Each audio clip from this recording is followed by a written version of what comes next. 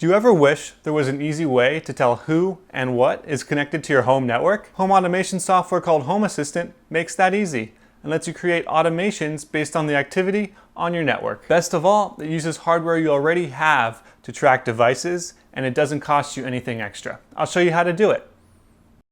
Hi, it's Ron. Feel free to use the timestamps in the description to skip ahead. I'll start by showing the easiest way to track devices, using your router. Next, I'll show you how to use Nmap to have Home Assistant directly reach out to devices. I'll talk about other device tracking methods, namely Bluetooth, OwnTracks, and iCloud. Next, I'll talk about unconventional ways to track devices not connected to your network. I'll end with how you can use this info to create automations.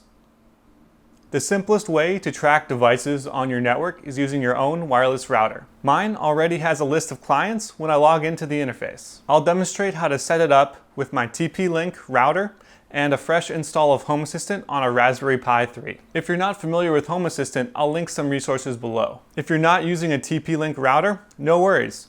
There are Home Assistant components for nearly every router out there. Let's get into Home Assistant. Open your configuration.yaml file, scroll to the end, and type device_tracker:. On the next line, type 3 spaces, a dash, a space, platform, and then the platform for your router. I'm using TP-Link. Below that, type host, and then your router's IP. Mine is 192.168.0.1. Next, type username, and then your router's username. Use a username with administrative privileges. I'm using the default admin for this demonstration.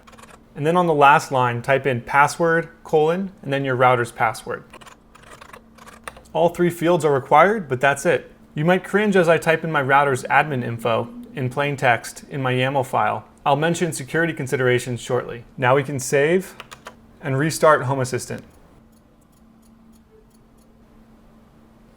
If you look in Home Assistant, you can see the new entities created to track the devices. Home Assistant also creates the known_devices.yaml file with the devices it automatically discovers. You can open this up. You can modify the entity name. You can assign it a friendly name with capitalization and spaces. You can assign a personalized picture. You can use the MAC address to find out more about the device. Type in MAC address lookup into Google. You can enter the MAC address and find out information about the manufacturer. Home Assistant already provides you a high level of that information, but looking it up can give you more detail. Back in configuration.yaml, there's a few things you can do to personalize this tracker. You can use track_new_devices. False prevents every wireless device from showing up. You can also change the seconds between each scan and how long Home Assistant waits before considering a device is home. I'll link to those options if you're interested in using them. As a disclaimer, I was quick to type in the admin credentials of my test account, but you should be more careful. Lock down your setup and think about whether the security risks make it worth it to provide your admin credentials in the first place. If you don't want to use your router, you can accomplish the same device tracking using Nmap. Nmap is a security scanner that discovers hosts and services on a network by reaching out to internal IPs on that network. It requires additional software on your Home Assistant host, in my case a Raspberry Pi, and generates a lot of network traffic. But you can target it if you assign static IPs on your network. It works well for wired devices like desktop PCs and servers, and it doesn't require the admin credentials of your router. Let's get back to Home Assistant and check it out. We first need to install Nmap on the host. I'm going to connect to my Raspberry Pi via SSH using PuTTY. I'm using the Haspian image, which is based on Debian, so I'll use the command sudo apt-get install net-tools nmap and press enter. When it prompts, I'll press Y to continue. And it's installed.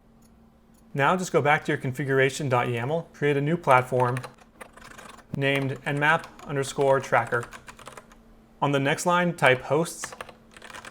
This specifies the internal IPs to scan on your network. You can specify a range of IPs, but for this example, I'll target my desktop PC. I'll set the home interval to 10, so Nmap doesn't keep pinging my device when it's home. I want to exclude the IP address of my Home Assistant host, the Raspberry Pi I'm using to run Home Assistant, because scanning the same device has been known to cause issues. If at some point in the future I go back and change the host that I'm scanning with Nmap to a range that includes my Raspberry Pi, I'll be okay because of that exclude line. You can further customize how Nmap scans the computer. I suggest you check out the Home Assistant website for more information. As a side note, if you have a router device tracker platform, like in this example, you may need to remove the Track New Devices false line if you're having trouble discovering new devices with Nmap. We can now save and see what it looks like in Home Assistant. Now, in addition to all the devices that my router discovered, I also have my desktop PC right here. I have the name blurred out because it uses the MAC address as a default name. Because of all the great development by the Home Assistant community, there's many other ways to track devices. You can use Bluetooth, which works great if you're running Home Assistant on a host that has Bluetooth, such as a Raspberry Pi. The app Own Tracks can be set up to send specific locations, such as home or school, to Home Assistant. It uses the MQTT protocol to communicate. Similar location tracking can be done with iCloud as well. I'll link to info on those device trackers. The methods I mentioned use the device tracker component of Home Assistant, but I also track devices that aren't connected to the network using electric current sensors. I use smart switches to detect the electricity used by devices when they're on. I do this for my monitor and my old TV. I created a binary sensor in Home Assistant that converts the power reading into whether the TV is on or off. I'll paste the code in the description. Once you track a device, you can incorporate it into automations in two ways.